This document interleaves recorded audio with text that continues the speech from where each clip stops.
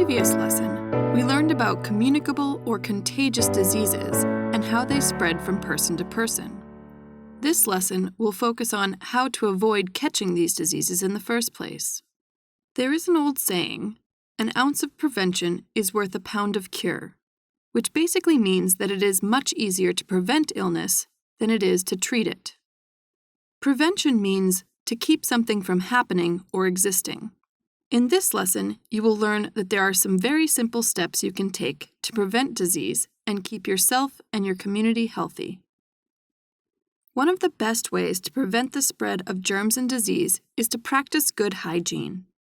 One of the most common ways that disease-causing germs are spread is through hand-to-hand contact and in the air when someone coughs or sneezes. An uncovered cough or sneeze can spray germs up to 10 feet. Defend your friends and family by covering your mouth and nose with a tissue if you cough or sneeze. If you don't have a tissue, it's best to cough or sneeze into the crook of your elbow rather than leaving the cough or sneeze uncovered.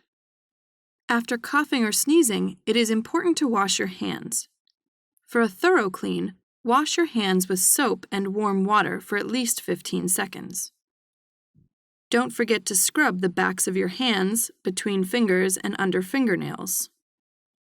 It is also important to wash hands before and after preparing or eating food, after using the restroom or changing a diaper, after handling garbage, before and after treating a cut or wound or tending to a sick person, after touching a pet or other animal, and before you do any activity that involves putting your fingers in or near your eyes or mouth.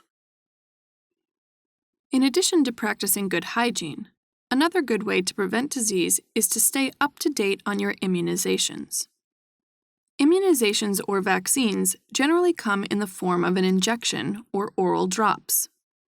Vaccines are usually a dead or weakened strain of a virus that, when introduced to your body, promotes the production of antibodies. Antibodies allow your body to recognize the pathogenic strain of the virus if you happen to be exposed to it. In this way, vaccines give you immunity to certain diseases. If you are immune, your body is able to resist a virus when it attacks, and you don't experience symptoms of the disease. Additionally, you cannot spread it to other people. Immunizations, therefore, strengthen your immune system. Vaccines are administered on a schedule, an immunization schedule.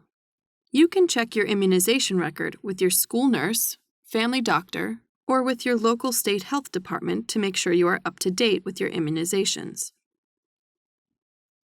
Another strategy for avoiding infection is practicing food safety techniques. The safety of your food is dependent upon proper storage and refrigeration and proper handling during preparation and cooking. Food can spoil or become contaminated if the food handlers are sick and breathe on food or fail to wash their hands before preparing food. Fecal matter can also contaminate food if the preparer fails to wash hands after using the restroom or touching animals. Foods left at the wrong temperature can spoil, so make sure that items requiring refrigeration stay cool. Foods can also spoil if they come into contact with certain other foods, like raw meat. When two foods touch and spoil, it's called cross-contamination. An example of cross-contamination would be if you used a knife and cutting board to cut raw meat, and then used the same knife and cutting board to prepare raw vegetables. The vegetables would be contaminated by the raw meat and could cause food poisoning if consumed. To avoid cross-contamination, be sure to wash hands, dishes, and utensils between preparing different types of food.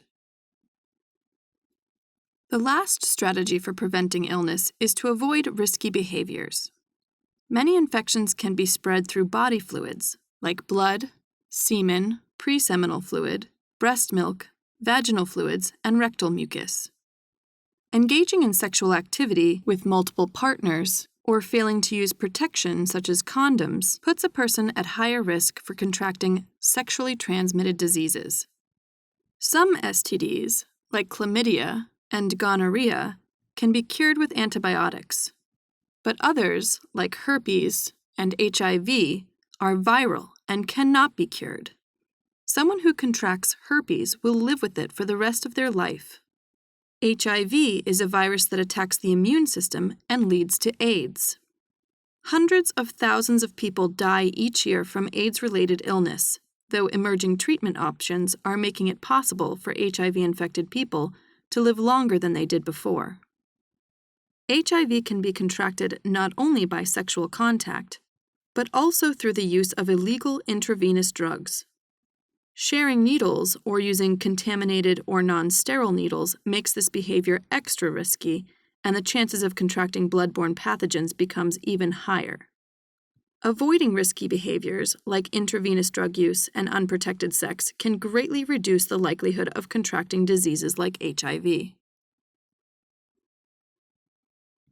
Every day, our bodies are bombarded with potential pathogens in our surroundings. Our body's natural defense systems are designed to overcome these threats, but we can help to prevent illness and the spread of disease with these 4 simple strategies. Remember, it is easier to prevent illness than it is to treat or cure it.